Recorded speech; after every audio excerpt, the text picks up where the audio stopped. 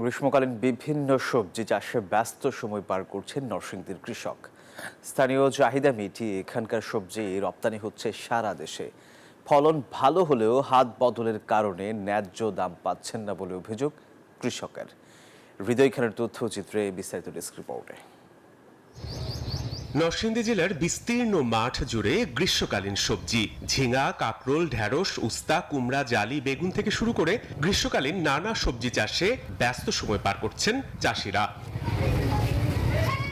কৃষকরা বলছেন উৎপাদন ভালো হলেও সার, কীটনাশক এবং উৎপাদিত সবজির হাত বদলের কারণে ন্যায্য মূল্য থেকে বঞ্চিত হচ্ছেন তারা। কারপল আছে, ঝিঙ্গা আছে, পোলতা আছে, কইডা আছে। আমি এবছর প্রায় 8 কাঠা জমির উপরে সবজি আবাদ করেছি। খরচ হয়, প্রচুর খরচ হয়। খরচের তুলনায় আমরা খুব লাভবান হইতেছি না স্যার। নরসিংদীতে উৎপাদিত সবজির প্রায় বান্ডেল থাকলে প্রতি সেনমানিতে টাকা বাঁচবে। বিকাশ সেনমানি বান্ডেল কিনে জিতুন প্রতি লেনদেনে। 70% রপ্তানি হয় ঢাকা সহ আশপাশের জেলাগুলোতে।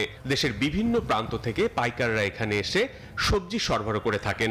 সবজির পাশাপাশি চারাও বিক্রি করছেন এখানকার চাষিরা। আমাদের নরসিংদীর সবজি সারা বাংলাদেশে সাপ্লাই হয়। সবজি বিভিন্ন এলাকাতে না আছে আমার সারা যায়। ওই বাগুন, পাপ্পা, পরে মিষ্টি কুমড়া, সব জায়গায় সারা আমি বেশি। কৃষি বিভাগ বলছে বিদেশে যে সবজি রপ্তানি হয় তার 40%ই রপ্তানি করা হয় নরসিংদী থেকে। কৃষকদের প্রশিক্ষণ সহ সব ধরনের সহযোগিতাও করছেন তারা। বিদেশের উপযোগী সবজি উৎপাদনের জন্য প্রশিক্ষণ দিয়ে যাচ্ছি। সবজিতে কিভাবে পেস্টিসাইড ইউজ করতে হবে, কিভাবে বালাই ব্যবস্থাপনা করতে হবে সেই বিষয়ে প্রশিক্ষণ দিয়ে যাচ্ছি। চলতি বছর নরসিংদী জেলায় 7075 হেক্টর জমিতে গ্রীষ্মকালীন সবজির আবাদ করা হয়েছে।